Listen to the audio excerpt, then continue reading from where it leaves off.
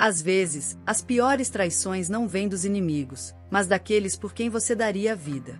Meu nome é Mercedes, tenho 65 anos, e durante meses estive cuidando da minha irmã doente em Salvador. Acreditava que tudo estava bem em casa, que minha filha Cláudia e minhas 2 netas estavam protegidas, amadas, seguras. Mas me enganei. A vida tem uma forma cruel de te mostrar a verdade justamente quando você deixa de procurá-la. Aquela manhã decidi voltar antes do previsto, com a ilusão de surpreendê-las com um café da manhã em família. Levava flores, pão quentinho saído da padaria e um coração cheio de vontade de abraçar as meninas. Mas ao abrir a porta, algo dentro de mim se quebrou. O silêncio não era normal. As risadas tinham desaparecido. E o que encontrei dentro da minha casa foi muito mais que bagunça, foi o reflexo de uma mentira cuidadosamente construída. Essa história que estou prestes a contar não apenas mudou minha vida, como também me ensinou até onde uma mulher pode chegar quando decide nunca mais ser vítima. Então ouça com atenção, porque o que descobri naquele dia me obrigou a escolher entre o amor e a dignidade, e aprendi que essas 2 coisas nem sempre caminham juntas. Comente se alguma vez você sentiu que alguém te traiu dentro do seu próprio lar. E se inscreva agora mesmo, porque toda semana compartilhamos histórias reais onde o silêncio deixa de ser covardia e se torna justiça. Havia passado mais de 3 meses em Salvador, cuidando da minha irmã depois de uma cirurgia complicada. Cada noite, antes de dormir, falava com sua filha Cláudia por telefone. Contava que tudo ia bem, que Héctor a ajudava, que as meninas continuavam na escola e que a casa estava cheia de risadas. Nada fazia suspeitar o contrário. Então, quando a irmã se recuperou, Mercedes achou que era o momento perfeito para voltar a Recife e dar uma surpresa. Durante a viagem de volta, o ônibus parecia andar mais devagar do que o normal. Olhava pela janela e sorria imaginando a cara das suas netas ao me ver entrar pela porta. Na minha bolsa levava pequenos presentes, uma fita rosa para Lara e um livro de histórias para Inês. Tinha passado tanto tempo longe que o simples fato de cheirar a minha casa parecia um luxo. Não podia imaginar que aquele reencontro não seria de abraços, mas de verdades dolorosas. Quando o táxi parou em frente à minha casa, Mercedes sentiu uma mistura de emoção e nervosismo. Tinha a sensação de que algo havia mudado, embora não soubesse bem o que. A fachada parecia igual, mas as cortinas estavam fechadas, e não se ouvia o latido do cachorro. Devem estar dormindo, pensou. Com um sorriso, abriu a porta sem fazer barulho, esperando ouvir um vó. O que encontrou, porém, foi um silêncio tão denso que congelou o ar. Entrou com passos lentos, observando a sala. Havia pratos sujos sobre a mesa, roupas espalhadas no chão e brinquedos quebrados. Aquela não era a casa organizada que havia deixado. De repente, algo dentro do seu peito se apertou, como se a alma quisesse adverti-la de um perigo invisível. Tirou o casaco e respirou fundo, sem saber que esse instante marcaria o começo de uma história que colocaria à prova sua força interior, seu amor materno incondicional e sua dignidade recuperada. Mercedes deixou a bolsa no chão e percorreu a casa passo a passo. Cada canto devolvia uma sensação estranha, como se o tempo tivesse parado. Na cozinha, a geladeira estava quase vazia, só restavam restos de comida e uma garrafa de água aberta. No quarto de Cláudia, a cama desfeita e as cortinas fechadas transmitiam uma escuridão incômoda. Sobre a mesinha de cabeceira, um envelope amassado com seu nome em letras tortas a fez parar. Abriu com mãos tremendo. Dentro, uma mensagem curta: mamãe, estou no hospital. Não se preocupa, estou bem. Mas Mercedes sabia ler nas entrelinhas aquele bilhete não era tranquilidade, era um grito de ajuda. O coração disparou tão forte que precisou se apoiar na parede. Agarrou o casaco e saiu sem fechar a porta. O táxi mal havia saído quando as lágrimas começaram a escorrer pelo seu rosto. Lembrou de todas as vezes que Cláudia lhe disse que estava bem, que Héctor cuidava dela, que as meninas estavam felizes. Que diabos aconteceu aqui? Murmurou. Naquele momento, compreendeu que as aparências podem ser tão enganosas quanto perigosas. O que parecia uma vida estável, na verdade, era uma mentira cuidadosamente tecida. Quando chegou ao hospital, o cheiro de desinfetante e as luzes frias do corredor fizeram um nó se formar em sua garganta. Procurou o nome da sua filha na lista de pacientes e seu corpo tremeu ao vê-la na sessão de clínica médica.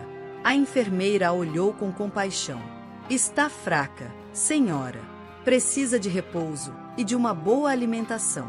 Mercedes entrou devagar. Na cama, sua filha parecia uma sombra do que costumava ser pálida, magra, com o olhar perdido.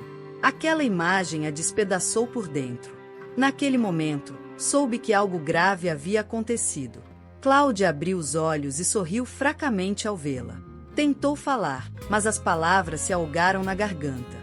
Não se preocupa, mamãe, murmurou com a voz embargada. Mercedes tomou sua mão e sentiu a pele fria, frágil. Não precisava de explicações à traição familiar, o abandono emocional e o abuso silencioso respiravam no ar. Aquela cena marcou o início de uma verdade que logo sairia à luz. E enquanto acariciava a testa de sua filha, Mercedes jurou que ninguém nunca mais lhe faria mal, mesmo que tivesse que enfrentar qualquer um. Nos dias seguintes, Mercedes começou a ligar os pontos. Cada detalhe que antes parecia insignificante agora tinha um sentido sombrio. Lembrou das vezes que Hector se oferecia para ajudar com as contas enquanto ela estava em Salvador, ou das mensagens que chegavam ao seu celular pedindo confirmação de compras que nunca havia feito. Decidiu revisar seus extratos bancários, e o que descobriu gelou seu sangue.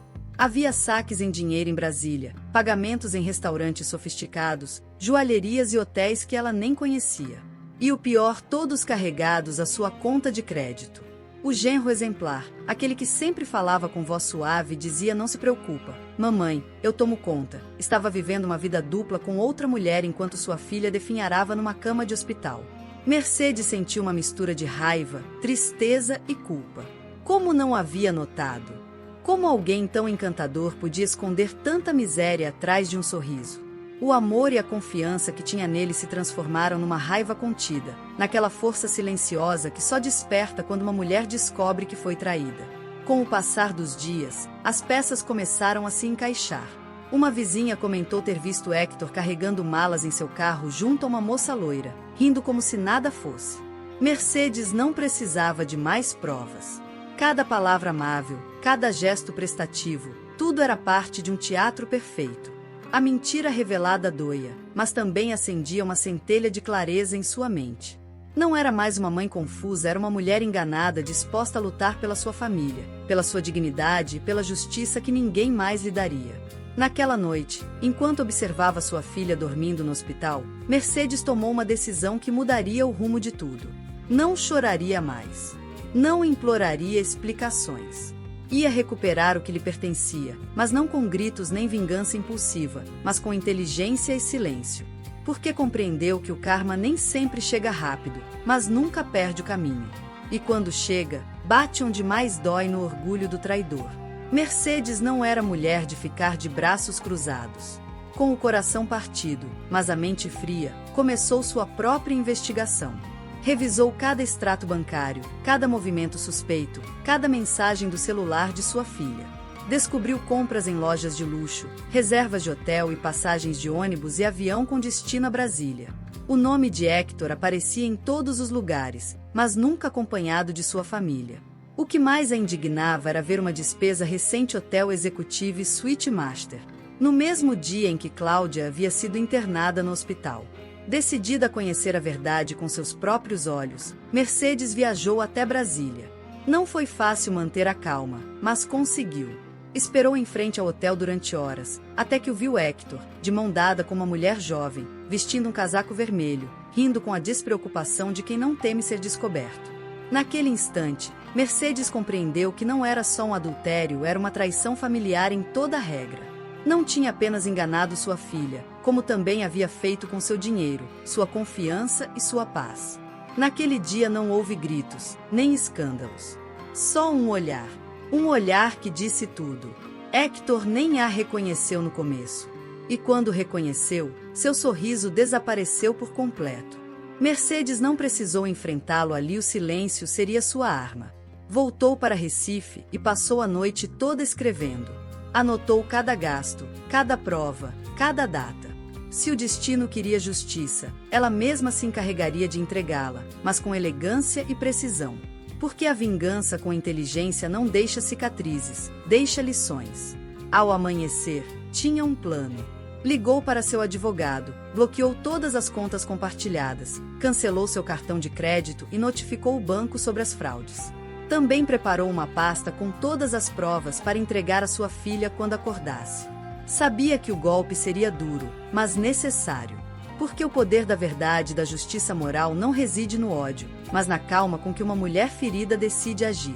E essa calma, nas mãos de uma mãe corajosa, pode ser mais devastadora que qualquer tempestade. O dia do confronto chegou sem aviso.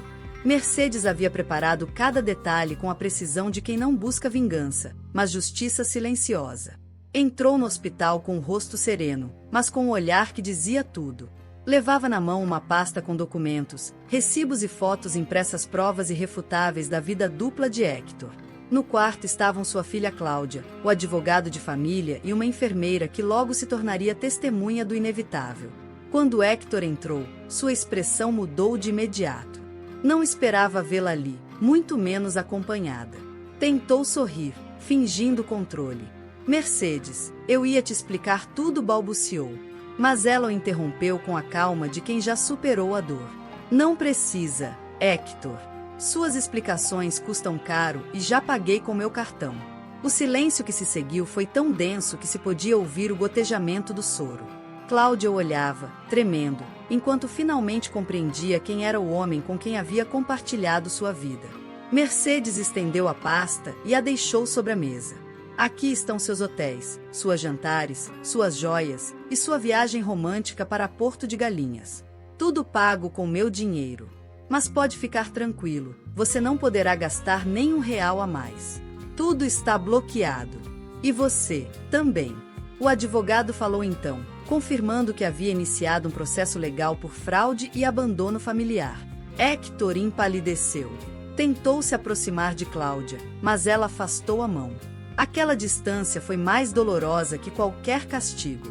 Naquele instante, a dignidade recuperada de uma filha e a força interior de uma mãe preencheram o quarto. Não houve gritos nem lágrimas. Só verdade. Mercedes tomou a mão de sua filha e a ajudou a se sentar. Você não está mais sozinha, sussurrou para ela. Foi então que Cláudia, entre soluços, pronunciou as primeiras palavras firmes em muito tempo. Obrigada, mamãe. Dessa vez, você me salvou de mim mesma. Aquela frase mudou tudo. Porque não foi só uma vitória contra um homem infiel, mas o renascimento emocional de duas mulheres que aprenderam a não mendigar amor, mas a exigir respeito. Os dias seguintes foram um caos. Héctor perdeu seu emprego, sua reputação e seu confortável estilo de vida. As provas eram tão claras que ninguém pôde defendê-lo. A empresa onde trabalhava rescindiu seu contrato após descobrir que havia usado fundos familiares para fingir riqueza. Sua nova parceira desapareceu assim que soube da verdade. E assim, aquele homem que havia vivido da manipulação e da mentira, terminou sozinho, enfrentando o mesmo vazio que havia deixado nos outros. O karma instantâneo chegou sem barulho, mas com precisão cirúrgica. Enquanto isso, Cláudia começou um lento processo de recuperação. A nutricionista do hospital a ajudou a ganhar forças, mas foi o abraço de sua mãe que verdadeiramente a curou. As meninas voltaram a rir, a casa se encheu novamente com cheiro de café e pão torrado. Mercedes havia transformado a dor em sabedoria. Cada cicatriz, cada noite sem dormir, se tornaram lições de vida. Compreendeu que o poder da verdade e da justiça moral não precisa de testemunhas, só de tempo, porque o tempo revela tudo que o silêncio cala. Um dia, enquanto regava as plantas da varanda, Mercedes olhou para o céu e sorriu. Não pelo orgulho, mas pela paz. Havia aprendido que ser uma mãe corajosa não é só proteger seus filhos, mas também ensinar-lhes a se levantarem quando a vida os derruba. Aquela força interior, forjada no fogo da traição familiar, lhe devolveu algo que acreditava ter perdido: sua fé em si mesma. Às vezes, as guerras mais difíceis não se travam contra outros, mas contra o medo de começar de novo. E assim terminou aquela história sem vingança, mas com justiça, sem rancor, mas com dignidade. Mercedes nunca mais mencionou o nome de Héctor, porque compreendeu que os traidores se castigam com o esquecimento. Hoje, sua história não é de dor, mas de redenção emocional e renascimento interior. E se alguém lhe pergunta como conseguiu seguir em frente, ela só responde: porque aprendi que quando uma mulher deixa de chorar, o mundo começa a tremer. Dizem que o tempo cura tudo, mas não é verdade. O tempo só coloca as coisas no seu lugar, e as pessoas também. O que realmente cura são as decisões corajosas: fechar uma porta, quebrar uma corrente, cancelar um cartão ou simplesmente dizer chega. Porque quando uma mulher se olha no espelho e decide nunca mais mendigar amor, a história muda. E o que antes era choro, se torna força. O que antes era traição, se transforma em aprendizado. E o que antes era silêncio, se torna justiça. A história de Mercedes e Cláudia não é a única. Em cada casa, em cada família, há verdades escondidas atrás de sorrisos forçados. Mas também há mulheres que, como elas, aprendem que a dignidade não se perde por um homem, se recupera com coragem. Então, se alguma vez alguém quebrou sua alma, lembre-se disto: não precisa de vingança, basta continuar vivendo. Porque o karma, cedo ou tarde, sempre encontra seu caminho. Comente se alguma vez você sentiu uma traição que a obrigou a renascer. Se essa história tocou seu coração, deixe seu like, se inscreva no canal e ative o sininho, porque toda semana compartilhamos histórias reais onde a verdade sempre acaba vindo à tona. E lembre-se, às vezes, a justiça mais poderosa é viver em paz enquanto eles se afogam em seu próprio silêncio.